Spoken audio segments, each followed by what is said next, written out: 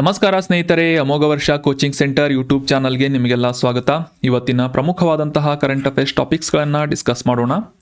ನೋಟ್ಸ್ಗಳನ್ನು ಡೈರೆಕ್ಟಾಗಿ ಅಮೋಘ ವರ್ಷ ಟೆಲಿಗ್ರಾಮ್ ಚಾನಲ್ ಮೂಲಕ ಡೌನ್ಲೋಡ್ ಮಾಡ್ಕೋಬೋದು. PDF ನೋಟ್ಸ್ಗಳನ್ನು ಡೌನ್ಲೋಡ್ ಮಾಡಿಕೊಂಡು ಫಾಸ್ಟಾಗಿ ಕರೆಂಟ್ ಅಫೇರ್ಸ್ ಟಾಪಿಕ್ಸ್ಗಳನ್ನು ರಿವೈಸ್ ಮಾಡ್ಕೊಳ್ಳಿ ಅಂತ ಹೇಳ್ತಾ ಇವತ್ತಿನ ಡಿಸ್ಕಷನನ್ನು ಪ್ರಾರಂಭ ಮಾಡೋಣ. ಲಾಸ್ಟ್ ಸೆಷನ್ನಲ್ಲಿ ಒಂದು ಪ್ರಶ್ನೆಯನ್ನು ಕೇಳಿದ್ದೆ. ವಿಶ್ವ ಪ್ರಸಿದ್ಧವಾದಂತಹ ಈ ಅಜಂತ ಗುಹೆಗಳಲ್ಲಿ ಚಿತ್ರಿಸಲಾದಂತಹ ವರ್ಣಚಿತ್ರಗಳು ಪ್ರಧಾನವಾಗಿ ಈ ಕೆಳಗಿನ ಯಾವ ಧರ್ಮಕ್ಕೆ ಸಂಬಂಧಿಸಿವೆ ಅಂತ ಪ್ರಶ್ನೆ ಇದ್ದು, ಆಪ್ಷನ್ಸ್ಗಳಲ್ಲಿ ಸರಿಯಾದ ಉತ್ತರ ಏನು ಅಂತಂದರೆ ಆಪ್ಷನ್ ನಂಬರ್ 3. ಬೌದ್ಧ ಧರ್ಮಕ್ಕೆ ಸಂಬಂಧಿಸಿದಂತಹ ಈ ಬುದ್ಧನ ಜೀವನ ಚರಿತ್ರೆಯ ಬಗ್ಗೆ ಚಿತ್ರಿಸಲಾದಂತಹ ಚಿತ್ರಗಳಾಗಿರಬಹುದು, ಅಥವಾ ಈ ಜಾತಕ ಕಥೆಗಳಿಗೆ ಸಂಬಂಧಿಸಿದಂತಹ ಚಿತ್ರಗಳಾಗಿರ್ಬೋದು. ಈ ರೀತಿಯಾದಂತಹ ಬೌದ್ಧ ಧರ್ಮಕ್ಕೆ ಸಂಬಂಧಿಸಿದಂತಹ ಸಾಕಷ್ಟು ಚಿತ್ರಗಳನ್ನು ಸುಮಾರು 2 ಅಥವಾ 6ನೇ ಶತಮಾನದ ನಡುವೆ ಕ್ರಿಸ್ತಪೂರ್ವ 2 6ನೇ ಶತಮಾನದ ನಡುವೆ ಈ ಅಜಂತಾ ಗುಹೆಗಳಲ್ಲಿ ಚಿತ್ರಿಸಲಾಗಿದೆ ಅನ್ನೋದು ಸರಿಯಾದಂಥ ಆನ್ಸರ್ ಆಗುತ್ತೆ. Option number 3 is right answer. ಅದೇ ರೀತಿಯಾಗಿ ಈ ಎಲ್ಲೋರಾ ಗುಹಾಂತರ ದೇವಾಲಯಗಳಲ್ಲಿ ಸಾಮಾನ್ಯವಾಗಿ ಈ ಕೈಲಾಶ್ನಾಥ್ ದೇವಾಲಯದಲ್ಲಿ ಇಮೇಜ್ನಲ್ಲಿ ಕಾಣ್ತಾ ಇರುವಂತಹ ಒಂದೇ ಶಿಲೆಯಲ್ಲಿ ರಚನೆ ಮಾಡಲಾದಂತಹ ಒಂದೇ ಶಿಲೆಯನ್ನು ಕೊರೆದು ನಿರ್ಮಾಣ ಮಾಡಲಾದಂತಹ ವಿಶ್ವ ಪ್ರಸಿದ್ಧವಾದಂತಹ ಈ ಎಲ್ಲೋರಾ ಗುಹೆಯಲ್ಲಿ ಮಾತ್ರ ಹಿಂದೂ, ಜೈನ ಮತ್ತು ಬೌದ್ಧ ಧರ್ಮಗಳ ರಚನೆಯನ್ನು ನಾವು ಕಾಣಬಹುದು. ಈ 3 ಧರ್ಮಗಳ ಒಂದು ಉತ್ತಮ ಮಿಶ್ರಣದ ಕೆತ್ತನೆಯನ್ನು ಈ ಎಲ್ಲೋರಾ ಗುಹೆಗಳಲ್ಲಿ ನಾವು ಅಬ್ಸರ್ವ್ ಮಾಡ್ಬೋದು ಅನ್ನೋದು ಕರೆಕ್ಟ್ ಆದಂಥ ಒಂದು ಇನ್ಫಾರ್ಮೇಷನ್ ಆಗುತ್ತೆ. ಕನ್ಫ್ಯೂಸ್ ಮಾಡ್ಕೋಬೇಡಿ. ಎಲ್ಲೋರಾದಲ್ಲಿ ಮುಖ್ಯವಾಗಿ ಈ 3 ಧರ್ಮಗಳಿಗೆ ಸಂಬಂಧಿಸಿದಂತಹ ಚಿತ್ರಗಳನ್ನು ಅಥವಾ ಕೆತ್ತನೆಯನ್ನು ನಾವು ಕಾಣಬಹುದು. ಆದರೆ ಅಜಂತಾದಲ್ಲಿ ಮಾತ್ರ ಮುಖ್ಯವಾಗಿ ಈ ಬುದ್ಧನ ಒಂದು ಜೀವಿತದ ಬಗ್ಗೆ ಅಥವಾ ಜೀವನ ಚರಿತ್ರೆಯ ಬಗ್ಗೆ, ಜಾತಕ ಕಥೆಗಳ ಬಗ್ಗೆ ನಾವು ಡೀಟೇಲ್ ಆಗಿ ಈ ಪೇಂಟಿಂಗ್ಸ್ನಲ್ಲಿ ಅಂಡರ್ಸ್ಟ್ಯಾಂಡ್ ಮಾಡ್ಕೋಬಹುದು ಅನ್ನೋದು ಸರಿಯಾದಂಥ ಆನ್ಸರ್ ಆಗುತ್ತೆ. ಸೊ ಸಾಕಷ್ಟು ಜನ ಕಮೆಂಟ್ ಬಾಕ್ಸ್ನಲ್ಲಿ ಕಮೆಂಟ್ ಮಾಡಿದ್ದೀರಿ, ಡಿಸ್ಕಷನ್ನಲ್ಲಿ ಭಾಗವಹಿಸ್ತಾ ಇದ್ದೀರಿ. Thank you so much and congratulations to all the correct aspirants. So ಇದೇ ರೀತಿಯಾಗಿ ಡಿಸ್ಕಷನ್ನಲ್ಲಿ ಭಾಗವಹಿಸ್ತಾ ಇರಿ. ಏನಾದರೂ ಡೌಟ್ಸ್ಗಳಿದ್ರೆ ಕಮೆಂಟ್ ಬಾಕ್ಸ್ನಲ್ಲಿ ಕಮೆಂಟ್ ಮಾಡಿ ಅಂತ ಹೇಳ್ತಾ ಇವತ್ತಿನ ಪ್ರಶ್ನೆ ಏನು ಅಂತ ನೋಡೋಣ. ಆನ್ಸರ್ ಮಾಡೋಕ್ಕೆ ಟ್ರೈ ಮಾಡಿ. ಅಟ್ಲೀಸ್ಟ್ ಗೊತ್ತಿಲ್ಲ ಅಂದರೂ ಕೂಡ ಕಮೆಂಟ್ ಮಾಡೋಕ್ಕೆ ಟ್ರೈ ಮಾಡಿ.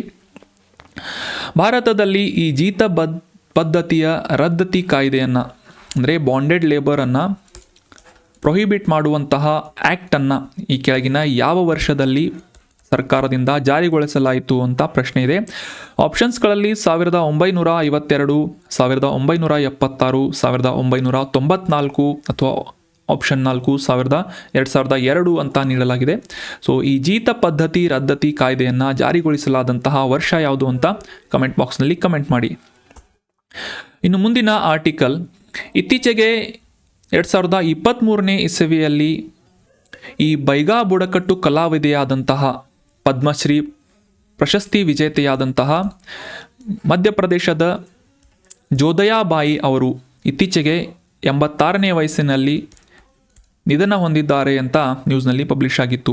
ಸೊ ಈ ಬೈಗಾ ಬುಡಕಟ್ಟು ಸಮುದಾಯಕ್ಕೆ ಸಂಬಂಧಿಸಿದಂತಹ ಕಲಾವಿದೆಯಾದಂತಹ ಜೋದಯಾಬಾಯಿ ಅವರ ಬಗ್ಗೆ ಮತ್ತು ಈ ಬೈಗಾ ಬುಡಕಟ್ಟು ಸಮುದಾಯದ ಬಗ್ಗೆ ಎಕ್ಸಾಮಿನೇಷನ್ ಪಾಯಿಂಟ್ ಆಫ್ ವ್ಯೂ ನಾವು ಅಂಡರ್ಸ್ಟ್ಯಾಂಡ್ ಮಾಡ್ಕೊಳ್ಳೋದು ಇಂಪಾರ್ಟೆಂಟ್ ಆಗ್ತಾ ಹೋಗುತ್ತೆ. ಇಮೇಜ್ನಲ್ಲಿ ನೋಡುವಂತಹ ಈ ಬೈಗಾ ಬುಡಕಟ್ಟು ಸಮುದಾಯದ ಚಿತ್ರಕಲಾ ಅಥವಾ ಕಲಾವಿದೆಯಾದಂತಹ ಜೋದಯಾಬಾಯಿ ಅವರನ್ನು ಇಮೇಜ್ನಲ್ಲಿ ನಾವು ಕ್ಲಿಯರ್ ಆಗಿ ಅಬ್ಸರ್ವ್ ಮಾಡ್ಬೋದು. ಇವರು ಮುಖ್ಯವಾಗಿ ಈ ಮಧ್ಯಪ್ರದೇಶದಲ್ಲಿ ಹೆಚ್ಚಾಗಿ ವಾಸಿಸುವಂತಹ ಈ ಬೈಗಾ ಬುಡಕಟ್ಟು ಸಮುದಾಯದವರ ವಿಶೇಷ ಪ್ರಾಚೀನ ಚಿತ್ರಕಲೆಯನ್ನು ಪ್ರಚಾರ ಮಾಡುವಂತಹ ನಿಟ್ಟಿನಲ್ಲಿ ಮತ್ತು ಈ ಬೈಗಾ ಬುಡಕಟ್ಟು ಸಮುದಾಯದ ಜನರ ವಿಶಿಷ್ಟವಾದಂತಹ ಸಾಂಸ್ಕೃತಿಕ ಪರಂಪರೆಯನ್ನು ವಿಖ್ಯಾತಗೊಳಿಸುವಂತಹ ನಿಟ್ಟಿನಲ್ಲಿ ಅಥವಾ ಪ್ರಚಾರ ಮಾಡುವಂತಹ ನಿಟ್ಟಿನಲ್ಲಿ ಪ್ರಮುಖ ಪಾತ್ರವನ್ನು ವಹಿಸಿದಂತಹ ಮಹಿಳೆಯಾಗಿ ಈ ಜೋದಯಾಬಾಯಿ ಅವರನ್ನು ನಾವು ಗುರುತಿಸ್ತೇವೆ. ಸೊ ಇವರ ಈ ಬೈಗಾ ಬುಡಕಟ್ಟು ಕಲೆ ಏನಿದೆ ಅಂತಾರಾಷ್ಟ್ರೀಯ ಮಟ್ಟದಲ್ಲೂ ಕೂಡ ಪ್ರದರ್ಶನವಾಗಿತ್ತು ಅಂತ ನಾವು ಅಬ್ಸರ್ವ್ ಮಾಡಬೇಕು. ಇಮೇಜ್ನಲ್ಲಿ ಕಾಣ್ತಾ ಇರುವಂತಹ ವಿಶೇಷವಾದಂತಹ ರಚನೆಗಳು ಉಳ್ಳಂತಹ ಈ ಚಿತ್ರಕಲೆಯನ್ನು ಬೈಗಾ ಬುಡಕಟ್ಟು ಚಿತ್ರಕಲೆ ಅಥವಾ ಪೇಂಟಿಂಗ್ಸ್ ಅಂತ ನಾವು ಅಂಡರ್ಸ್ಟ್ಯಾಂಡ್ ಮಾಡ್ಕೋಬೋದು. ಸಾಕಷ್ಟು ವೈಶಿಷ್ಟ್ಯತೆಗಳನ್ನು, ಸಾಕಷ್ಟು ವೈವಿಧ್ಯಮಯವಾದಂತಹ ಪೇಂಟಿಂಗ್ಸನ್ನು ಈ ಜೋದಯಾಬಾಯಿ ಅವರು ಚಿತ್ರಿಸಿದ್ರು ಅಂತ ನಾವು ಅಬ್ಸರ್ವ್ ಮಾಡಬೇಕು. ಇನ್ನು ಈ ಬೈಗಾ ಬುಡಕಟ್ಟು ಸಮುದಾಯದ ಬಗ್ಗೆ ಕೆಲವೊಂದಿಷ್ಟು ಇಂಪಾರ್ಟೆಂಟ್ ಮಾಹಿತಿಗಳನ್ನು ಅಂಡರ್ಸ್ಟ್ಯಾಂಡ್ ಮಾಡ್ಕೊಳ್ಳೋದಾದರೆ, ಮುಖ್ಯವಾಗಿ ಈ ಮಧ್ಯಪ್ರದೇಶ ಮತ್ತು ಸುತ್ತಮುತ್ತಲಿನ ಕೆಲವೊಂದಿಷ್ಟು ಇತರ ರಾಜ್ಯಗಳಲ್ಲೂ ಕೂಡ ಹೆಚ್ಚಾಗಿ ವಾಸಿಸ್ತಾ ಇರುವಂತಹ ಈ ಬೈಗಾ ಬುಡಕಟ್ಟು ಸಮುದಾಯದವರನ್ನು ಪರ್ಟಿಕ್ಯುಲರ್ಲಿ ವಲ್ನರೇಬಲ್ ಟ್ರೈಬಲ್ ಗ್ರೂಪ್ಸ್ ಅಂತ ಗುರುತಿಸಲಾಗುತ್ತೆ. ಅಂದರೆ ಭಾರತದಲ್ಲಿ ಅತ್ಯಂತ ದುರ್ಬಲವಾದಂತಹ ಕೆಲವೊಂದಿಷ್ಟು ಬುಡಕಟ್ಟು ಸಮುದಾಯಗಳಲ್ಲಿ 75 PVTG ಅಥವಾ ಪರ್ಟಿಕ್ಯುಲರ್ಲಿ ವಲ್ನರೇಬಲ್ ಟ್ರೈಬಲ್ ಗ್ರೂಪ್ಸ್ಗಳಲ್ಲಿ ಈ ಮಧ್ಯಪ್ರದೇಶದಲ್ಲಿ ಹೆಚ್ಚಾಗಿ ವಾಸಿಸುವಂತಹ ಬೈಗಾ ಬುಡಕಟ್ಟು ಸಮುದಾಯದವರು ಕೂಡ ಇನ್ಕ್ಲೂಡ್ ಆಗುತ್ತಾರೆ ಅಂತ ನಾವು ಅಬ್ಸರ್ವ್ ಮಾಡಬೇಕು. ಸಾಮಾನ್ಯವಾಗಿ ಸೆಮಿ ನೊಮ್ಯಾಡಿಕ್ ಲೈಫ್ ಸ್ಟೈಲನ್ನು ಅಥವಾ ಅರೆ ಅಲೆಮಾರಿ ಜೀವನ ಶೈಲಿಯನ್ನು ಫಾಲೋ ಮಾಡುವಂತಹ ಈ ಬೈಗಾ ಬುಡಕಟ್ಟು ಸಮುದಾಯದವರು ಸಾಂಪ್ರದಾಯಿಕ ಹಚ್ಚೆ ಅಭ್ಯಾಸಗಳು, ಚಿತ್ರಕಲೆ, ಈ ರೀತಿಯಾದಂತಹ ಸಾಕಷ್ಟು ಸಾಂಸ್ಕೃತಿಕ ಪರಂಪರೆಯ ಕೆಲವೊಂದಿಷ್ಟು ಕಲೆಗಳನ್ನು ಮುಂದುವರಿಸಿಕೊಂಡು ಬಂದಿದ್ದಾರೆ. ಮತ್ತು ಇವರು ಮುಖ್ಯವಾಗಿ ಅರಣ್ಯದ ಸುತ್ತಮುತ್ತಲಿನ ಹೆಚ್ಚಾಗಿ ವಾಸಿಸ್ತಾ ಇದ್ದು ಅರಣ್ಯದೊಂದಿಗೆ ಪ್ರಮುಖ ಬಲವಾದಂತಹ ಒಂದು ಸಂಪರ್ಕವನ್ನು ಹೊಂದಿದ್ದಾರೆ ಅಂತ ನಾವು ಅಬ್ಸರ್ವ್ ಮಾಡ್ಬೋದು. ಸೊ ಈ ಬೈಗಾ ಬುಡಕಟ್ಟು ಸಮುದಾಯಕ್ಕೆ ಸಂಬಂಧಿಸಿದಂತಹ ಈ ಜೋದಯಾಬಾಯಿ ಅವರು ಬೈಗಾ ಕಲಾವಿದೆಯಾದಂತಹ ಇವರ ಕಾಂಟ್ರಿಬ್ಯೂಷನನ್ನು ಗುರುತಿಸಿ 2023ನೇ ಇಸವಿಯಲ್ಲಿ ಸರ್ಕಾರದಿಂದ ಪದ್ಮಶ್ರೀ ಅವಾರ್ಡನ್ನು ನೀಡಲಾಗಿತ್ತು. ಸೊ ಇವರು ತಮ್ಮ 86ನೇ ವಯಸ್ಸಿನಲ್ಲಿ ಇತ್ತೀಚೆಗೆ ಮಧ್ಯಪ್ರದೇಶದಲ್ಲಿ ನಿಧನವಾಗಿದ್ದಾರೆ ಅಂತ. ಸೊ ಈ ಬೈಗಾ ಬುಡಕಟ್ಟು ಸಮುದಾಯದ ಬಗ್ಗೆ ನಾವು ಡೀಟೇಲ್ ಆಗಿ ಅಂಡರ್ಸ್ಟ್ಯಾಂಡ್ ಮಾಡ್ಕೊಂಡ್ವಿ. ಇನ್ನು ಮುಂದಿನ ಆರ್ಟಿಕಲ್, ಯಾವುದೇ ಒಂದು ದೇಶದಲ್ಲಿ ರಾಷ್ಟ್ರೀಯ ಆಧಾರದ ಮೇಲೆ, ಜನಾಂಗೀಯ ಆಧಾರದ ಮೇಲೆ ಅಥವಾ ಧಾರ್ಮಿಕ ಭಾಷಾ ಅಲ್ಪಸಂಖ್ಯಾತರಿಗೆ ವಿಶೇಷವಾದಂತಹ ಹಕ್ಕುಗಳನ್ನು ಮತ್ತು ಅವರಿಗೆ ರಕ್ಷಣೆಯನ್ನು ಒದಗಿಸುವುದು ಸಾಕಷ್ಟು ಇಂಪಾರ್ಟೆಂಟ್ ಆಗುತ್ತೆ. ಇನ್ ಕೇಸ್ ಆ ಒಂದು ಹಕ್ಕುಗಳು ಮತ್ತು ಅವರ ಒಂದು ರಕ್ಷಣೆಯನ್ನು ಮಾಡದೇ ಹೋದರೆ ಯಾವ ರೀತಿಯಾದಂತಹ ಹಿಂಸಾಚಾರ ಉಂಟಾಗುತ್ತೆ ಅಂತ ನಮ್ಮ ನೆರೆಹೊರೆಯ ಬಾಂಗ್ಲಾದೇಶದಲ್ಲಿ ಇತ್ತೀಚೆಗೆ ನಡೀತಾ ಇರುವಂತಹ ಈ ಹಿಂದೂ ಅಲ್ಪಸಂಖ್ಯಾತರ ಮೇಲೆ ನಡೀತಾ ಇರುವಂತಹ ದೌರ್ಜನ್ಯ ಅಥವಾ ಹಿಂಸಾಚಾರವನ್ನು ನಾವು ಗಮನಿಸಿದರೆ ಅರ್ಥ ಆಗುತ್ತೆ.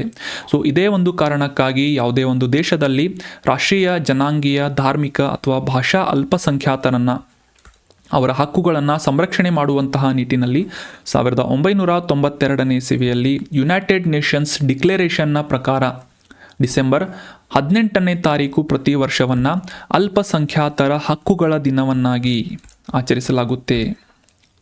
ಮೈನಾರಿಟಿ ರೈಟ್ಸ್ ಡೇ ಅಂತ ಈ ಡಿಸೆಂಬರ್ 18ನೇ ತಾರೀಕನ್ನು ಗುರುತಿಸಲಾಗುತ್ತೆ ಅಂತ ನ್ಯೂಸ್ನಲ್ಲಿ ಪಬ್ಲಿಷ್ ಆಗಿತ್ತು.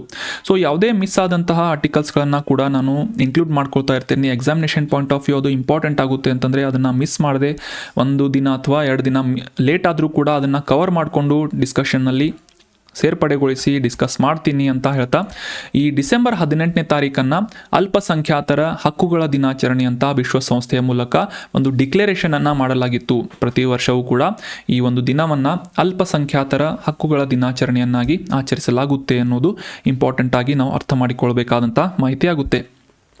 ಇನ್ನು ಭಾರತದಲ್ಲೂ ಕೂಡ ಈ ಅಲ್ಪಸಂಖ್ಯಾತರ ಹಿತರಕ್ಷಣೆಗಾಗಿ ಅಥವಾ ಅವರ ಹಕ್ಕುಗಳ ರಕ್ಷಣೆಗಾಗಿ ಸಾಕಷ್ಟು ರೀತಿಯಾದಂತಹ ಪ್ರಾವಧಾನಗಳನ್ನು ನಾವು ಅಬ್ಸರ್ವ್ ಮಾಡ್ಬೋದು. ಸ್ಪೆಸಿಫಿಕ್ ಆಗಿ ಕೆಲವೊಂದಿಷ್ಟು ಆರ್ಟಿಕಲ್ಸ್ಗಳನ್ನು ಅವರಿಗೆ ಅಥವಾ ಈ ಅಲ್ಪಸಂಖ್ಯಾತರಿಗೆ ಡೆಡಿಕೇಟ್ ಮಾಡಲಾಗಿದೆ ಅಂತ ನಾವೆಲ್ಲ ಕಾನ್ಸ್ಟಿಟ್ಯೂಷನ್ ಓದಿರ್ತೇವೆ. ಸೊ ಭಾರತದಲ್ಲಿ ಈ ಮೈನಾರಿಟೀಸ್ಗಳು ಅಂದರೆ ಯಾರು ಅಥವಾ ಅಲ್ಪಸಂಖ್ಯಾತರು ಅಂದರೆ ಯಾರು ಅಂತ ಡೀಟೇಲ್ ಆಗಿ ಅಧಿಕೃತವಾಗಿ ವ್ಯಾಖ್ಯಾನವನ್ನು ನೀಡಲಾಗಿಲ್ಲ, ಅಂದರೆ ಡೆಫಿನಿಷನನ್ನು ನೀಡಲಾಗಿಲ್ಲ. ಆದರೂ ಕೂಡ ಕೆಲವೊಂದಿಷ್ಟು ಪ್ರಾವಧಾನಗಳನ್ನು ಮೆನ್ಷನ್ ಮಾಡಲಾಗಿದೆ ಅಂತ ನಾವು ಅಂಡರ್ಸ್ಟ್ಯಾಂಡ್ ಮಾಡ್ಕೋಬೇಕು. ಅದೇ ರೀತಿಯಾಗಿ ಈ ಅಲ್ಪಸಂಖ್ಯಾತರನ್ನು ಆಯಾ ರಾಜ್ಯಗಳ ಮಟ್ಟದಲ್ಲಿ ಗುರುತಿಸಬೇಕು ಅಂತ ಸುಪ್ರೀಂ ಕೋರ್ಟ್ನಿಂದ ಆದೇಶವನ್ನು ಕೂಡ ನೀಡಲಾಗಿದೆ. ಅಂದರೆ ಇದರ ಅರ್ಥ ಏನು ಅಂತಂದರೆ, ಭಾರತದಲ್ಲಿ ಯಾವ ಸಮುದಾಯದವರನ್ನು ಅಲ್ಪಸಂಖ್ಯಾತರು ಅಂತ ಗುರುತಿಸಬೇಕು, ಯಾವ ಆಧಾರದ ಮೇಲೆ ಗುರುತಿಸಬೇಕು ಅಂತ ಸ್ಪೆಸಿಫಿಕ್ ಆಗಿ ನಿರ್ದಿಷ್ಟವಾಗಿ ಒಂದು ಡೆಫಿನಿಷನನ್ನು ನೀಡಲಾಗಿಲ್ಲ. ಆದರೆ ಕೆಲವೊಂದಿಷ್ಟು ರಾಜ್ಯಗಳಲ್ಲಿ ವಿಶೇಷವಾಗಿ ಅವರನ್ನು ಗುರುತಿಸಬಹುದು ಅಂತ ಒಂದು ಆದೇಶವನ್ನು ನೀಡಲಾಗಿದೆ ಸುಪ್ರೀಂ ಕೋರ್ಟ್ನಿಂದ ಅಂತ ನಾವು ಸಿಂಪಲ್ ಆಗಿ ಅಂಡರ್ಸ್ಟ್ಯಾಂಡ್ ಮಾಡ್ಕೋಬೇಕು. ಇನ್ನು ಭಾರತದಾದ್ಯಂತ 1992ನೇ ಇಸವಿಯಲ್ಲಿ ಜಾರಿಗೊಳಿಸಲಾದಂತಹ ಈ ರಾಷ್ಟ್ರೀಯ ಅಲ್ಪಸಂಖ್ಯಾತರ ಕಾಯ್ದೆ ಅಥವಾ ನ್ಯಾಷನಲ್ ಮೈನಾರಿಟೀಸ್ ಆ್ಯಕ್ಟ್ 1992ರ ಸೆಕ್ಷನ್ 2ರ ಅಡಿಯಲ್ಲಿ ಭಾರತದಾದ್ಯಂತ 6 ಸಮುದಾಯದವರನ್ನು ಅಲ್ಪಸಂಖ್ಯಾತರು ಅಂತ ಗುರುತಿಸಲಾಗುತ್ತೆ. ಭಾರತದಲ್ಲಿ ಈ ಮೈನಾರಿಟೀಸ್ ಅಡಿಯಲ್ಲಿ ಬರುವಂತಹ ಈ ಪ್ರಮುಖ 6 ಕಮ್ಯುನಿಟೀಸ್ಗಳು ಯಾವುವು ಅಂತಂದರೆ ಮುಸ್ಲಿಮರು, ಕ್ರಿಶ್ಚಿಯನ್ನರು, ಬೌದ್ಧರು, ಸಿಖ್ಖರು, ಜೈನರು ಮತ್ತು ಜೊರಾಸ್ಟ್ರಿಯನ್ ಅಥವಾ ಪಾರ್ಸಿ ಸಮುದಾಯದವರನ್ನು, ಈ 6 ಸಮುದಾಯದವರನ್ನು ಭಾರತದಲ್ಲಿ ಅಲ್ಪಸಂಖ್ಯಾತರು ಅಂತ ಈ ಒಂದು ಕಾಯ್ದೆಯ ಅಡಿಯಲ್ಲಿ ಮೆನ್ಷನ್ ಮಾಡಲಾಗುತ್ತೆ. ಆದರೆ ಸಂವಿಧಾನದಲ್ಲಿ ಇವರನ್ನು ಮೆನ್ಷನ್ ಮಾಡಲಾಗಿಲ್ಲ ಅನ್ನೋದು ಇಂಪಾರ್ಟೆಂಟ್ ಆದಂಥ ಮಾಹಿತಿ ಆಗುತ್ತೆ. ಸೊ ಆದರೆ ಈ ಭಾಷಾ ಅಲ್ಪಸಂಖ್ಯಾತರನ್ನು ಆಯಾ ರಾಜ್ಯಗಳಲ್ಲಿ ಎಷ್ಟು ಜನ ಪಾಪ್ಯುಲೇಷನ್ ಹೊಂದಿದೆ ಅನ್ನೋದರ ಆಧಾರದ ಮೇಲೆ ಆ ಭಾಷಾ ಅಲ್ಪಸಂಖ್ಯಾತರನ್ನು ಗುರುತಿಸ್ಬೋದು ಅಥವಾ ಡಿಫೈನ್ ಮಾಡ್ಬೋದಾದಂತಹ ಒಂದು ಪ್ರಾವಧಾನವನ್ನು ಈ 1992 ಮೈನಾರಿಟೀಸ್ ಕಮಿಷನ್ ಆ್ಯಕ್ಟ್ನ ಅಡಿಯಲ್ಲಿ ಮೆನ್ಷನ್ ಮಾಡಲಾಗಿದೆ ಅಂತ ನಾವು ಅಬ್ಸರ್ವ್ ಮಾಡ್ಬೋದು. ಇನ್ನು ಭಾರತದ ಸಂವಿಧಾನದಲ್ಲೂ ಕೂಡ ಆರ್ಟಿಕಲ್ ನಂಬರ್ 29 ಮತ್ತು 32 ಈ ಒಂದು ವಿಧಿಗಳ ಅಡಿಯಲ್ಲಿ ಆಯಾ ರಾಜ್ಯಗಳಲ್ಲಿ ಭಾಷೆ, ಸಂಸ್ಕೃತಿ, ಶಿಕ್ಷಣ ಸಂಸ್ಥೆಗಳನ್ನು ಸ್ಥಾಪಿಸುವಂತಹ ಮತ್ತು ಅಲ್ಪಸಂಖ್ಯಾತರ ಹಕ್ಕುಗಳನ್ನು ಸಂರಕ್ಷಣೆ ಮಾಡುವಂತಹ ಕೆಲವೊಂದಿಷ್ಟು ಪ್ರಾವಧಾನಗಳನ್ನು ಅಥವಾ ಪ್ರೊವಿಷನ್ಸ್ಗಳನ್ನು ನೀಡಲಾಗಿದೆ ಅಂತ ನಾವೆಲ್ಲ ಓದಿರ್ತೇವೆ. ಆರ್ಟಿಕಲ್ ನಂಬರ್ 29 ಆ್ಯಂಡ್ 30 ಇದನ್ನು ಈಗ ರಿವೈಸ್ ಮಾಡ್ಕೊಳ್ಳಿ. ಇದು ಮುಖ್ಯವಾಗಿ ಅಲ್ಪಸಂಖ್ಯಾತರು ದೇಶದಾದ್ಯಂತ ಭಾಷೆ, ಸಂಸ್ಕೃತಿ, ಶಿಕ್ಷಣ ಸಂಸ್ಥೆಗಳನ್ನು ಸ್ಥಾಪಿಸುವಂಥ ಹಕ್ಕುಗಳನ್ನು ಹೊಂದಿದ್ದಾರೆ ಅಂತ ನಾವು ಅಬ್ಸರ್ವ್ ಮಾಡಬೇಕು. ಇನ್ನು ಆರ್ಟಿಕಲ್ ನಂಬರ್ 350A ಮತ್ತು 350B ಇದರ ಅಡಿಯಲ್ಲಿ ಈ ಅಲ್ಪಸಂಖ್ಯಾತರಿಗೆ ಮಾತೃಭಾಷೆಯಲ್ಲಿ ಶಿಕ್ಷಣವನ್ನು ಖಚಿತಪಡಿಸಿಕೊಳ್ಳುವುದು ಮತ್ತು ಅವರ ಕುಂದುಕೊರತೆಗಳನ್ನು ಪರಿಹರಿಸುವಂತಹ ನಿಟ್ಟಿನಲ್ಲಿ ಕೆಲವೊಂದಿಷ್ಟು ಪ್ರಾವಧಾನಗಳನ್ನು ಸರ್ಕಾರದಿಂದ ನಡೆಸಬೇಕು, ಕ್ರಮಗಳನ್ನು ಕೈಗೊಳ್ಳಬೇಕು ಅಂತ ಮೆನ್ಷನ್ ಮಾಡಲಾಗಿದೆ. ಸೊ ಇವು ಕೆಲವೊಂದಿಷ್ಟು ಇಂಪಾರ್ಟೆಂಟ್ ಆದಂತಹ ಭಾರತದಲ್ಲಿ ಮೈನಾರಿಟಿ ರೈಟ್ಸ್ಗಳನ್ನು ಸಂರಕ್ಷಣೆ ಮಾಡುವಂತಹ ನಿಟ್ಟಿನಲ್ಲಿ ನಮ್ಮ ಸಂವಿಧಾನಾತ್ಮಕವಾಗಿ ಕೆಲವೊಂದಿಷ್ಟು ಪ್ರೊವಿಷನ್ಸ್ಗಳನ್ನು ಮೆನ್ಷನ್ ಮಾಡಲಾಗಿದೆ ಅಂತ ನಾವು ಅಬ್ಸರ್ವ್ ಮಾಡಬೇಕು. ಇನ್ನು 1992 ಇಸವಿಯಲ್ಲಿ ವಿಶ್ವಸಂಸ್ಥೆಯ ಮೂಲಕ ಒಂದು ಡಿಕ್ಲರೇಷನನ್ನು ಮಾಡಲಾಗುತ್ತೆ. ಡಿಸೆಂಬರ್ 18 ಅಲ್ಪಸಂಖ್ಯಾತರ ಹಕ್ಕುಗಳ ದಿನಾಚರಣೆ ಅಂತ ಆಚರಿಸಬೇಕು ಅಂತ ಘೋಷಣೆಯನ್ನು ಮಾಡಲಾಗುತ್ತೆ. ಸೊ ಅದೇ ರೀತಿಯಾಗಿ ಅದರ ಮುಂದಿನ ವರ್ಷ ಅಂದರೆ 1993 ಮೇ 17ನೇ ತಾರೀಕಿನಂದು ಭಾರತದಲ್ಲಿ ಈ ಮೈನಾರಿಟೀಸ್ ಕಮಿಷನನ್ನು ಪ್ರಾರಂಭಿಸಲಾಗುತ್ತೆ. In the backdrop of 1992 minorities commission act. ಈ ಒಂದು ಕಾಯ್ದೆಯ ಅಡಿಯಲ್ಲಿ 1993 ಇಸವಿಯಲ್ಲಿ ಈ ಮೈನಾರಿಟೀಸ್ ಕಮಿಷನನ್ನು ಸ್ಥಾಪನೆ ಮಾಡಲಾಗುತ್ತೆ ಅಂತ ನಾವು ಅಬ್ಸರ್ವ್ ಮಾಡಬೇಕು. ಸದ್ಯಕ್ಕೆ ಕೇಂದ್ರ ಈ ಅಲ್ಪಸಂಖ್ಯಾತರ ವ್ಯವಹಾರಗಳ ಒಂದು ಸಚಿವಾಲಯದ ಅಡಿಯಲ್ಲಿ ಕಾರ್ಯನಿರ್ವಹಿಸ್ತಾ ಇರುವಂತಹ ಈ ಮೈನಾರಿಟೀಸ್ ಕಮಿಷನ್ ಏನಿದೆ, ಇದರ ಮುಖ್ಯ ಕಚೇರಿ ನವದೆಹಲಿಯಲ್ಲಿದ್ದು ಇದರ ವಾರ್ಷಿಕ ಫಂಡಿಂಗ್ಸ್ ಎಷ್ಟಿರುತ್ತೆ, ಬಜೆಟ್ ಫಂಡಿಂಗ್ಸ್ ಎಷ್ಟಿರುತ್ತೆ ಅಂತಂದರೆ ಭಾರತದಲ್ಲಿ ಈ ಮೈನಾರಿಟೀಸ್ಗಳನ್ನು ಅವರ ಹಕ್ಕುಗಳನ್ನು ರಕ್ಷಣೆ ಮಾಡುವಂತಹ ನಿಟ್ಟಿನಲ್ಲಿ ಸುಮಾರು 5,020 ಕೋಟಿ ರೂಪಾಯಿಗಳಷ್ಟು ವಿನಿಯೋಗವನ್ನು ಮಾಡಲಾಗಿತ್ತು. 2022-23 ವರ್ಷದಲ್ಲಿ 5,000 ಕೋಟಿ ರೂಪಾಯಿಗಳಿಗೂ ಹೆಚ್ಚಿನ ಒಂದು ಫಂಡಿಂಗ್ಸನ್ನು ಕೇವಲ ಮೈನಾರಿಟೀಸನ್ನು ರಕ್ಷಣೆ ಮಾಡುವಂತಹ ನಿಟ್ಟಿನಲ್ಲಿ ನಾವು ಅಂದರೆ ಭಾರತ ಸರ್ಕಾರದಿಂದ ಮಾಡಲಾಗ್ತಾ ಇದೆ. So as compared to opposite ಆಗಿ ಇದಕ್ಕೆ ಬಾಂಗ್ಲಾದೇಶದಲ್ಲಿ ಯಾವ ರೀತಿಯಾದಂತಹ ಹಿಂಸಾಚಾರಗಳು ನಡೀತಾ ಇವೆ, ಅಲ್ಲಿನ ಈ ಹಿಂದೂ ಅಲ್ಪಸಂಖ್ಯಾತರನ್ನು ಯಾವ ರೀತಿಯಾಗಿ ದೌರ್ಜನ್ಯಕ್ಕೆ ಈಡು ಮಾಡ್ತಾ ಇದ್ದಾರೆ, ಅವರ ರಕ್ಷಣೆಗಾಗಿ ಯಾವುದೇ ರೀತಿಯಾದಂಥ ಕ್ರಮಗಳನ್ನು ಸರ್ಕಾರ ಕೈಗೊಳ್ತಾ ಇಲ್ಲ ಅಂತ ನಾವು ಅದರ ಒಂದು ಅಪೋಸಿಟ್ ಆದಂತಹ ಒಂದು ಸಿಸ್ಟಮನ್ನು ನಾವು ಅಬ್ಸರ್ವ್ ಮಾಡಬೇಕಾಗುತ್ತೆ. ಈ ರೀತಿಯಾಗಿ ಕಂಪೇರ್ ಮಾಡಿ ನಾವು ಅಂಡರ್ಸ್ಟ್ಯಾಂಡ್ ಮಾಡ್ಕೋಬೋದು. ಭಾರತದಲ್ಲಿ ಈ ಮೈನಾರಿಟೀಸ್ಗಳ ರಕ್ಷಣೆಗಾಗಿ ಸಾಕಷ್ಟು ಕ್ರಮಗಳನ್ನು ಸರ್ಕಾರದಿಂದ ಕೈಗೊಳ್ಳಲಾಗುತ್ತೆ, ಫಂಡಿಂಗ್ಸ್ಗಳನ್ನು ನೀಡಲಾಗುತ್ತೆ. ಆದರೆ ಅದಕ್ಕೆ ಅಪೋಸಿಟ್ ಆಗಿ ಇತರ ರಾಷ್ಟ್ರಗಳಲ್ಲಿ ಈ ರೀತಿಯಾಗಿ ಮೈನಾರಿಟೀಸ್ಗಳನ್ನು ಅಥವಾ ಅಲ್ಪಸಂಖ್ಯಾತರನ್ನು ರಕ್ಷಣೆ ಮಾಡುವುದಕ್ಕೆ ಯಾವುದೇ ಪ್ರಾವಧಾನಗಳು ಇಲ್ಲ, ಸರಿಯಾದಂತಹ ಕಾನ್ಸ್ಟಿಟ್ಯೂಷನ್ನಲ್ಲಿ ಪ್ರೊವಿಷನ್ಸ್ಗಳು ಇಲ್ಲ ಅಂತ ನಾವು ಅಂಡರ್ಸ್ಟ್ಯಾಂಡ್ ಮಾಡ್ಕೋಬೋದು. ಇನ್ನು ಸದ್ಯದ ಈ ಮೈನಾರಿಟೀಸ್ ಅಫೇರ್ಸ್ನ ಅಂದರೆ ಈ ಅಲ್ಪಸಂಖ್ಯಾತರ ಸಚಿವಾಲಯದ ಸಚಿವರು ಯಾರು ಅಂತಂದರೆ ಕಿರಣ್ ರಿಜಿಜು ಅಂತ ನಾವು ಅಂಡರ್ಸ್ಟ್ಯಾಂಡ್ ಮಾಡ್ಕೋಬೋದು. ಅದೇ ರೀತಿಯಾಗಿ ಈ ಮೈನಾರಿಟೀಸ್ ಕಮಿಷನ್ನ ಸದ್ಯದ ಚೇರ್ಮನ್ ಯಾರು ಅಂತಂದರೆ ಇಕ್ಬಾಲ್ ಸಿಂಗ್ ಲಾಲ್ಪುರ ಅಂತ. ಸೊ ಜಸ್ಟ್ ಗೋತ್ರೂ ಮಾಡ್ಕೊಳ್ಳಿ. ಇಂಪಾರ್ಟೆಂಟ್ ಏನು ಅಂತಂದರೆ ಈ 1993 ಇಸವಿಯಲ್ಲಿ ಭಾರತದ ಈ ರಾಷ್ಟ್ರೀಯ ಅಲ್ಪಸಂಖ್ಯಾತರ ಆಯೋಗವನ್ನು ಸ್ಥಾಪನೆ ಮಾಡಲಾಗುತ್ತೆ ಅನ್ನೋದು ಇಂಪಾರ್ಟೆಂಟ್ ಆಗುತ್ತೆ. ಮತ್ತು ನಮ್ಮ ಭಾರತದ ಸಂವಿಧಾನದಲ್ಲಿ ಮೆನ್ಷನ್ ಮಾಡಲಾದಂತಹ ಅಲ್ಪಸಂಖ್ಯಾತರ ರಕ್ಷಣೆಗಾಗಿ ಉಲ್ಲೇಖಿಸಲಾದಂತಹ ವಿಧಿಗಳು ಯಾವುವು, ಆರ್ಟಿಕಲ್ಸ್ಗಳು ಯಾವುವು ಅಂತ ಕೂಡ ನಾವೆಲ್ಲ ಅವೇರ್ ಆಗಿರುವುದು ಇಂಪಾರ್ಟೆಂಟ್ ಆಗುತ್ತೆ ಎಕ್ಸಾಮಿನೇಷನ್ ಪಾಯಿಂಟ್ ಆಫ್ ವ್ಯೂ.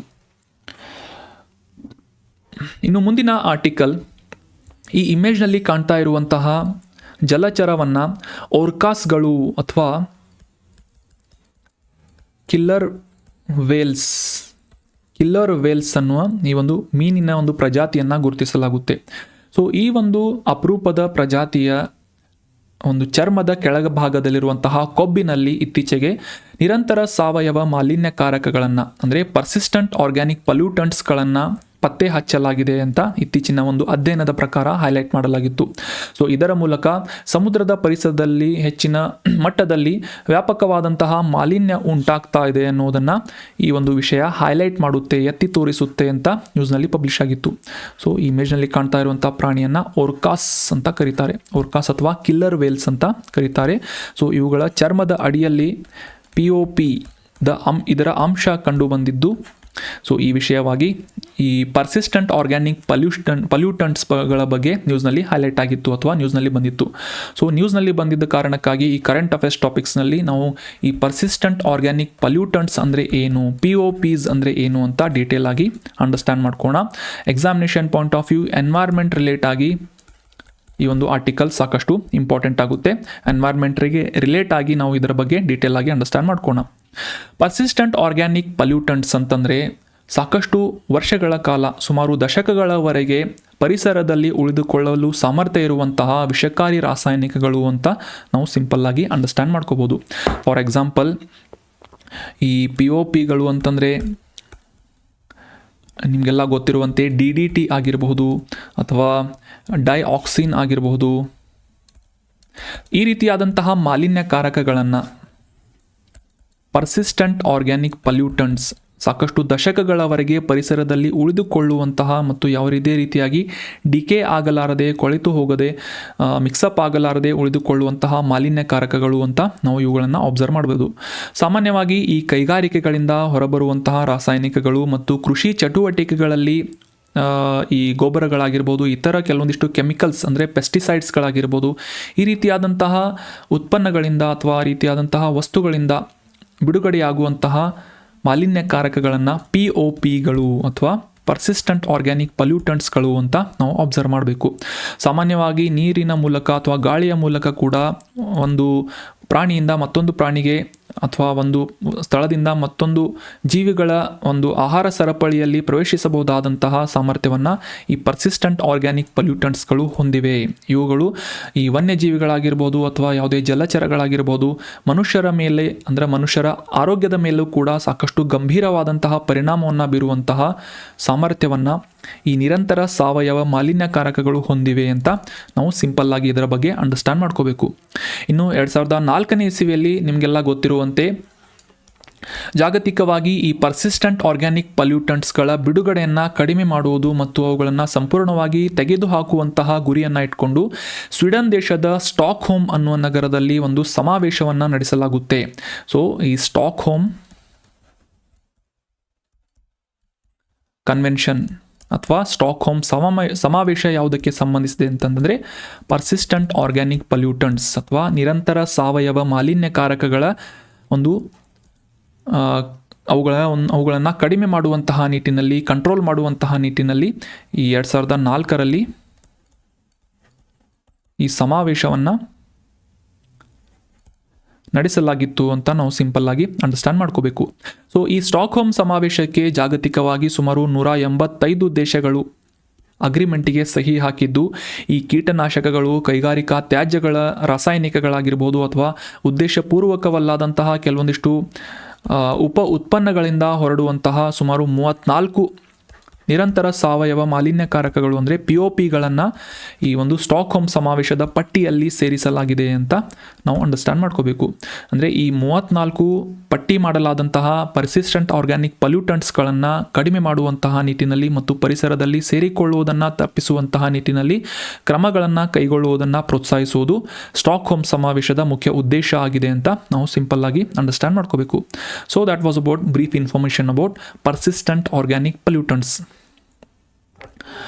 ಇನ್ನು ಮುಂದಿನ ಆರ್ಟಿಕಲ್ ನಮ್ಮ ಕರ್ನಾಟಕದಲ್ಲಿ ಉತ್ತರ ಕನ್ನಡ ಜಿಲ್ಲೆಯ ಕಾರವಾರದ ಸಮೀಪದಲ್ಲಿ ಇರುವಂತಹ ಕೈಗಾ ಅಣುಸ್ಥಾವರದ ನಂತರ 2ನೇ ಸ್ಥಾವರವನ್ನು ಅಂದರೆ ನ್ಯೂಕ್ಲಿಯರ್ ಪವರ್ ಪ್ಲಾಂಟನ್ನು ಸ್ಥಾಪನೆ ಮಾಡುವಂತಹ ನಿಟ್ಟಿನಲ್ಲಿ ಒಂದು ಸ್ಥಳವನ್ನು ಆಯ್ಕೆ ಮಾಡಲಾಗಿದೆ. ಅದು ಎಲ್ಲಿ ಅಂತಂದರೆ ಈ ಕೊಪ್ಪಳ ಜಿಲ್ಲೆಯಲ್ಲಿ ಅಂತ ನಾವು ಅಂಡರ್ಸ್ಟ್ಯಾಂಡ್ ಮಾಡ್ಕೋಬೇಕು.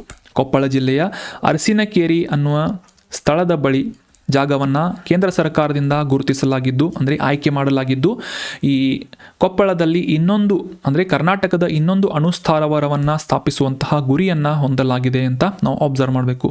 ಸೊ ಆದರೆ ಈ ಒಂದು ಅಣುಸ್ಥಾವರವನ್ನು ಅಥವಾ ನ್ಯೂಕ್ಲಿಯರ್ ಪವರ್ ಪ್ಲಾಂಟನ್ನು ಸ್ಥಾಪಿಸುವಂತಹ ನಿಟ್ಟಿನಲ್ಲಿ ಜನರಿಂದ ಅಥವಾ ಈ ಪರಿಸರ ತಜ್ಞರಿಂದ ಸಾಕಷ್ಟು ವಿರೋಧಗಳನ್ನು ವ್ಯಕ್ತಪಡಿಸಲಾಗ್ತಾ ಇದೆ. ಇದರಿಂದ ಈ ಸಂರಕ್ಷಿತ ಅರಣ್ಯದ ಪ್ರದೇಶ ಅಥವಾ ಸೂಕ್ಷ್ಮ ಪ್ರಾಣಿ ಸಸ್ಯ ವರ್ಗಗಳ ಮೇಲೆ ಸಾಕಷ್ಟು ಪರಿಣಾಮವನ್ನು ಬೀರುವಂತಹ ಸಾಧ್ಯತೆ ಇದೆ ಅಂತ ಹೈಲೈಟ್ ಮಾಡಲಾಗ್ತಾ ಇದೆ. ಆದರೆ ಇಲ್ಲಿ ಅಬ್ಸರ್ವ್ ಮಾಡಿದ್ದರ ಪ್ರಕಾರ ಕೊಪ್ಪಳ ತಾಲೂಕಿನಲ್ಲಿ ಅರಸಿನಕೇರಿ ಗ್ರಾಮದ ಬಳಿ ಸುಮಾರು 800 ಎಕರೆಯಷ್ಟು ಅರಣ್ಯ ಪ್ರದೇಶವಿದೆ. ಅಲ್ಲಿ ಹೆಚ್ಚಿನ ಈ ಕರಡಿ, ಚಿರತೆ, ಜಿಂಕೆ, ಮೊಲ, ಕತ್ತೆ ಕಿರುಬ ಈ ರೀತಿಯಾದಂತಹ ಸಾಕಷ್ಟು ಪ್ರಭೇದಗಳು ವಾಸಿಸ್ತಾ ಇವೆ ಅಂತ ಕೂಡ ಗುರುತಿಸಲಾಗಿದೆ. ಸೊ ಅದೇ ಒಂದು ಪ್ರದೇಶದಲ್ಲಿ ಕರಡಿ ಧಾಮ ಸ್ಥಾಪನೆಗೂ ಕೂಡ ರಾಜ್ಯ ಸರ್ಕಾರ ಮುಂದಾಗಿದೆ ಅಂತ ಗುರುತಿಸಲಾಗಿತ್ತು. ಆದರೆ ಅದೇ ಒಂದು ಸ್ಥಳದಲ್ಲಿ ಅಂದರೆ ಈ ಕೊಪ್ಪಳ ಜಿಲ್ಲೆಯ ಸುತ್ತಮುತ್ತಲಿನ ಪ್ರದೇಶದಲ್ಲಿ ಈ ಅಣುಸ್ಥಾವರವನ್ನು ಸ್ಥಾಪಿಸುವಂತಹ ಕ್ರಮಗಳನ್ನು ಕೈಗೊಳ್ಳಲಾಗ್ತಾ ಇದೆ. ಸಾಕಷ್ಟು ಜಿಲ್ಲೆಗಳನ್ನು ಕೂಡ ಫಾರ್ ಎಕ್ಸಾಂಪಲ್ ರಾಯಚೂರು, ವಿಜಯಪುರಗಳನ್ನು ಕೂಡ ಇನ್ಕ್ಲೂಡ್ ಮಾಡಲಾಗಿತ್ತು. ಆದರೆ ಫೈನಲೈಸ್ ಆಗಿ ಈ ಕೊಪ್ಪಳ ಜಿಲ್ಲೆಯ ಅರಸಿನಕೇರಿ ಬಳಿ ಈ ಕರ್ನಾಟಕದ 2ನೇ ಅಣುಸ್ಥಾವರವನ್ನು ಸ್ಥಾಪಿಸುವಂತಹ ಒಂದು ಉದ್ದೇಶವನ್ನು ಕೇಂದ್ರ ಸರ್ಕಾರ ಹೊಂದಿದೆ ಅಂತ ನಾವಿಲ್ಲಿ ಸಿಂಪಲ್ ಆಗಿ ಅಂಡರ್ಸ್ಟ್ಯಾಂಡ್ ಮಾಡ್ಕೋಬೇಕು. ಸೊ ಇದು ಒಂದು ಕಾನ್ಫ್ಲಿಕ್ಟ್ ಆಗುತ್ತೆ. ಈ ಅಭಿವೃದ್ಧಿ ಆಗಿರ್ಬೋದು ಮತ್ತು ಅದಕ್ಕೆ ಅಪೋಸಿಟ್ ಆಗಿ ಪರಿಸರ ಸಂರಕ್ಷಣೆ, ಈ ಎರಡು ವಿಷಯಗಳ ನಡುವೆ ಸಾಕಷ್ಟು ಗೊಂದಲಗಳು ಉಂಟಾಗ್ತಾ ಇರುತ್ತೆ. ಆದರೆ ಸಾಕಷ್ಟು ಡಿಸ್ಕಷನ್ ಮಾಡುವುದರ ಮೂಲಕ ಅಥವಾ ಅಧ್ಯಯನವನ್ನು ಡೀಟೇಲ್ ಆಗಿ ನಡೆಸುವುದರ ಮೂಲಕ ಈ ಒಂದು ಕೊಪ್ಪಳ ಜಿಲ್ಲೆಯ ಈ ಅರಸಿನಕೇರಿ ಸ್ಥಳವನ್ನು ನ್ಯೂಕ್ಲಿಯರ್ ಪವರ್ ಪ್ಲಾಂಟನ್ನು ಎಸ್ಟಾಬ್ಲಿಷ್ ಮಾಡುವುದಕ್ಕೆ ಆಯ್ಕೆ ಮಾಡಲಾಗಿದೆ ಅಂತ ನಾವು ಅಂಡರ್ಸ್ಟ್ಯಾಂಡ್ ಮಾಡ್ಕೋಬೋದು. ಸೊ ಕೈಗಾದ ನಂತರ ನಮ್ಮ ಕರ್ನಾಟಕದಲ್ಲಿನ 2ನೇ ಅಣು ವಿದ್ಯುತ್ ಸ್ಥಾವರದ ಲೊಕೇಶನ್ ಎಲ್ಲಿದೆ ಅಂತಂದರೆ ಕೊಪ್ಪಳದಲ್ಲಿ ಅಂತ ನಾವು ಅಂಡರ್ಸ್ಟ್ಯಾಂಡ್ ಮಾಡ್ಕೋಬಹುದು. So that was all about today's discussion friends. ಈಗ ಡಿಸ್ಕಸ್ ಮಾಡಲಾದಂಥ ಆರ್ಟಿಕಲ್ಸ್ಗಳಿಗೆ ರೆಲೆವೆಂಟ್ ಆಗುವಂತಹ ಕೆಲವೊಂದಿಷ್ಟು ಇಂಪಾರ್ಟೆಂಟ್ ಪ್ರಶ್ನೆಗಳನ್ನು ರಿವೈಸ್ ಮಾಡ್ಕೋಣ. ಮೊದಲನೇ ರಿವಿಷನ್ ಪ್ರಶ್ನೆ ಏನು ಅಂತಂದರೆ 2023ರಲ್ಲಿ ಪದ್ಮಶ್ರೀ ಪ್ರಶಸ್ತಿಯನ್ನು ಪಡೆದುಕೊಂಡಂತಹ ಮಧ್ಯಪ್ರದೇಶದ ಈ ಜೋದಯಾ ಬಾಯಿ ಅವರು ಈ ಕೆಳಗಿನ ಯಾವ ಬುಡಕಟ್ಟು ಸಮುದಾಯಕ್ಕೆ ಸಂಬಂಧಿಸಿದವರು ಅಥವಾ ಸೇರಿದವರು ಅಂತ ಪ್ರಶ್ನೆ ಇದ್ದು, ಆಪ್ಷನ್ಸ್ಗಳಲ್ಲಿ ಸರಿಯಾದ ಉತ್ತರ ಆಪ್ಷನ್ ಬಿ ಬೈಗಾ ಬುಡಕಟ್ಟು ಸಮುದಾಯಕ್ಕೆ PVTG ಅಂದರೆ ಪರ್ಟಿಕ್ಯುಲರ್ಲಿ ವಲ್ನರೇಬಲ್ ಟ್ರೈಬಲ್ ಗ್ರೂಪ್ ಆದಂತಹ ಈ ಬೈಗಾ ಬುಡಕಟ್ಟು ಸಮುದಾಯಕ್ಕೆ ಜೋದಯಾ ಬಾಯಿ ಅವರು ಸೇರಿದ್ದಾರೆ ಎನ್ನುವುದು ಸರಿಯಾದಂಥ ಆನ್ಸರ್ ಆಗುತ್ತೆ. ಇವರು ಮುಖ್ಯವಾಗಿ ಈ ಬೈಗಾ ಚಿತ್ರಕಲೆಯನ್ನು ಪ್ರೋತ್ಸಾಹಿಸಿ ಉಳಿಸಿ ಬೆಳೆಸಿದಂತಹ ಕಲಾವಿದೆಯಾಗಿದ್ದು, ಇವರಿಗೆ 2023ರಲ್ಲಿ ಪದ್ಮಶ್ರೀ ಅವಾರ್ಡನ್ನು ಕೂಡ ಸರ್ಕಾರದಿಂದ ನೀಡಲಾಗಿತ್ತು. ಇತ್ತೀಚೆಗೆ ತಮ್ಮ 86ನೇ ವಯಸ್ಸಿನಲ್ಲಿ ಈ ಜೋದಯಾ ಬಾಯಿ ಅವರು ತೀರ್ಕೊಂಡಿದ್ದಾರೆ ಅಂತ ನಾವು ಇವರ ಬಗ್ಗೆ ಮತ್ತು ಈ ಬೈಗಾ ಬುಡಕಟ್ಟು ಸಮುದಾಯ ಮತ್ತು ಅದರ ಒಂದು ವಿಶೇಷ ಚಿತ್ರಕಲೆಯ ಬಗ್ಗೆ ಡೀಟೇಲ್ ಆಗಿ ಈ ಒಂದು ಆರ್ಟಿಕಲ್ನಲ್ಲಿ ಅಂಡರ್ಸ್ಟ್ಯಾಂಡ್ ಮಾಡ್ಕೊಂಡ್ವಿ. ಮುಂದಿನ ರಿವಿಷನ್ ಪ್ರಶ್ನೆ 1992ರ ರಾಷ್ಟ್ರೀಯ ಅಲ್ಪಸಂಖ್ಯಾತರ ಆಯೋಗ ಕಾಯ್ದೆಯ ಅಡಿಯಲ್ಲಿ ಈ ಕೆಳಗಿನ ಯಾವ ಸಮುದಾಯಗಳನ್ನು ಅಥವಾ ಯಾವ ಧರ್ಮಗಳನ್ನು ಅಧಿಕೃತವಾಗಿ ಧಾರ್ಮಿಕ ಅಲ್ಪಸಂಖ್ಯಾತ ಸಮುದಾಯಗಳು ಅಂತ ಗುರುತಿಸಲಾಗಿದೆ ಅಂತ ಪ್ರಶ್ನೆ ಇದ್ದು, option A Hindu, option B Muslim, option C ಬೌದ್ಧ ಅಥವಾ ಆಪ್ಷನ್ ಡಿ ಬಿ ಮತ್ತು ಸಿ ಅಂತ ಇದೆ. ಸರಿಯಾದ ಉತ್ತರ ಆಪ್ಷನ್ ಡಿ. ಬೌದ್ಧ ಧರ್ಮ ಮತ್ತು ಮುಸ್ಲಿಂ ಧರ್ಮಗಳನ್ನು ಒಳಗೊಂಡಂತೆ ಒಟ್ಟು 6 ಭಾರತದ ಸಮುದಾಯಗಳನ್ನು ಧಾರ್ಮಿಕ ಅಲ್ಪಸಂಖ್ಯಾತರು ಅಂತ 1992ರ ರಾಷ್ಟ್ರೀಯ ಅಲ್ಪಸಂಖ್ಯಾತರ ಆಯೋಗದ ಕಾಯ್ದೆಯ ಅಡಿಯಲ್ಲಿ ಮೆನ್ಷನ್ ಮಾಡಲಾಗಿದೆ ಅಂತ ನಾವು ಅಂಡರ್ಸ್ಟ್ಯಾಂಡ್ ಮಾಡ್ಕೋಬೇಕು. ಉಳಿದಂತೆ ಕ್ರಿಶ್ಚಿಯನ್ನರು, ಸಿಖ್ಖರು, ಜೈನರು ಮತ್ತು ಜೊರಾಸ್ಟ್ರಿಯನ್ನರು ಕೂಡ ಈ 6 ಪ್ರಮುಖ ಅಲ್ಪಸಂಖ್ಯಾತ ಸಮುದಾಯಗಳಲ್ಲಿ ಸೇರಿಸಲ್ಪಟ್ಟಂತಹ ಸಮುದಾಯಗಳಾಗಿವೆ ಅಂತ ನಾವು ಅಂಡರ್ಸ್ಟ್ಯಾಂಡ್ ಮಾಡ್ಕೋಬಹುದು. ಪ್ರತಿ ವರ್ಷ ಡಿಸೆಂಬರ್ 18ನೇ ತಾರೀಕನ್ನು ಅಂತಾರಾಷ್ಟ್ರೀಯ ಅಲ್ಪಸಂಖ್ಯಾತರ ಹಕ್ಕುಗಳ ದಿನಾಚರಣೆ ಅಂತ ಯುನೈಟೆಡ್ ನೇಷನ್ನಿಂದ ಘೋಷಣೆ ಮಾಡಲಾಗಿದೆ. ಸೊ ಈ ಮೈನಾರಿಟೀಸ್ ರೈಟ್ಸ್ ಪ್ರೊಟೆಕ್ಷನ್ ಅಥವಾ ಪ್ರೊಟೆಕ್ಷನ್ ಆಫ್ ಮೈನಾರಿಟೀಸ್ ರೈಟ್ನ ಒಂದು ಡೇ ಅನ್ನು ಆಚರಿಸಲಾಗುತ್ತೆ ಡಿಸೆಂಬರ್ 18ರಂದು ಅಂತ ನಾವು ಅಂಡರ್ಸ್ಟ್ಯಾಂಡ್ ಮಾಡ್ಕೋಬೇಕು.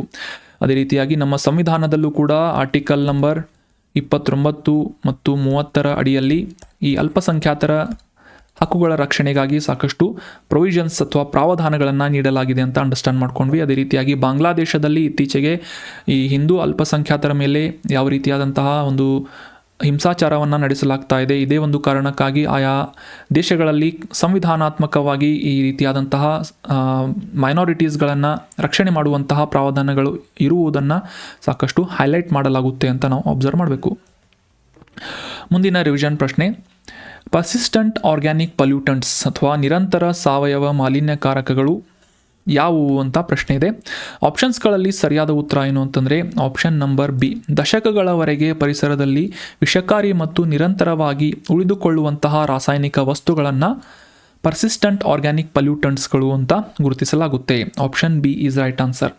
ಫಾರ್ ಎಕ್ಸಾಂಪಲ್ DDT ಆಗಿರಬಹುದು ಅಥವಾ ಡೈಆಕ್ಸಿನ್ ಆಗಿರಬಹುದು. ಈ ರೀತಿಯಾದಂತಹ ಕೆಮಿಕಲ್ಸ್ಗಳು ಸಾಕಷ್ಟು ವರ್ಷಗಳವರೆಗೆ ಪರಿಸರದಲ್ಲಿ ಉಳಿದುಕೊಂಡು ಈ ಫುಡ್ ಚೈನಿಗೆ ಅಥವಾ ಆಹಾರ ಸರಪಳಿಯನ್ನು ಸೇರ್ಪಡೆಗೊಂಡು ಪ್ರಾಣಿಗಳಲ್ಲಿ ಅವುಗಳ ಆರೋಗ್ಯದ ಮೇಲೆ ಸಾಕಷ್ಟು ಪ್ರಭಾವವನ್ನು ಬೀರುವಂತಹ ಸಾಧ್ಯತೆ ಇರುವುದರಿಂದ ಇವುಗಳನ್ನು ಪರ್ಸಿಸ್ಟೆಂಟ್ ಆರ್ಗ್ಯಾನಿಕ್ ಪಲ್ಯೂಟೆಂಟ್ಸ್ಗಳು ಅಂತ ಗುರುತಿಸಲಾಗುತ್ತೆ. ಸೊ ಇತ್ತೀಚೆಗೆ ಒಂದು ಮೀನಿನ ಚರ್ಮದ ಅಡಿಯಲ್ಲಿರುವಂತಹ ಕೊಬ್ಬಿನಲ್ಲಿ ಈ ಒಂದು ಪರ್ಸಿಸ್ಟೆಂಟ್ ಆರ್ಗ್ಯಾನಿಕ್ ಪಲ್ಯೂಟೆಂಟ್ಸ್ಗಳ ಅಂಶಗಳನ್ನು ಪತ್ತೆ ಹಚ್ಚಲಾಗಿತ್ತು ಅಂತ ನ್ಯೂಸನ್ನು ನಾವು ಅಂಡರ್ಸ್ಟ್ಯಾಂಡ್ ಮಾಡ್ಕೊಂಡ್ವಿ. ಅದೇ ರೀತಿಯಾಗಿ ಈ ಕೈಗಾರಿಕೆಗಳು ಮತ್ತು ಕೃಷಿ ಚಟುವಟಿಕೆಗಳಲ್ಲಿ ಬಳಸಲಾಗುವಂತಹ ಕೆಮಿಕಲ್ಸ್ಗಳು ಆಹಾರ ಸರಪಳಿಯನ್ನು ಸೇರುವುದರೊಂದಿಗೆ ಈ ಪರ್ಸಿಸ್ಟೆಂಟ್ ಆರ್ಗ್ಯಾನಿಕ್ ಪಲ್ಯೂಟೆಂಟ್ಸ್ಗಳು ಸಾಕಷ್ಟು ಆರೋಗ್ಯದ ಮೇಲೆ ವಿಷಕಾರಿ ಪರಿಣಾಮವನ್ನು ಹೊಂದಿವೆ ಅಂತ ನಾವು ಡೀಟೇಲ್ ಆಗಿ ಇದರ ಬಗ್ಗೆ ಅಂಡರ್ಸ್ಟ್ಯಾಂಡ್ ಮಾಡ್ಕೊಂಡ್ವಿ. So that was all about today's discussion friends. ಡಿಸ್ಕಷನ್ನಲ್ಲಿ ಭಾಗವಹಿಸಿದಂತಹ ಎಲ್ಲ ಸ್ಟೂಡೆಂಟ್ಸ್ಗಳಿಗೂ ಕೂಡ thank you so much, very well done. ಕಂಟೆಂಟನ್ನು ನಿಮ್ಮ ಎಲ್ಲ ಫ್ರೆಂಡ್ಸ್ಗಳ ಜೊತೆ ಶೇರ್ ಮಾಡಿ. ಚಾನಲನ್ನು ಸಬ್ಸ್ಕ್ರೈಬ್ ಮಾಡಿಲ್ಲ ಅಂದರೆ ಸಬ್ಸ್ಕ್ರೈಬ್ ಮಾಡಿ. ಡಿಸ್ಕಷನ್ನಲ್ಲಿ ಕೇಳಲಾದಂತಹ ಪ್ರಶ್ನೆಗೆ ಸರಿಯಾಗಿ ಆನ್ಸರ್ ಮಾಡೋಕ್ಕೆ ಟ್ರೈ ಮಾಡಿ. Thank you so much again and have a nice day.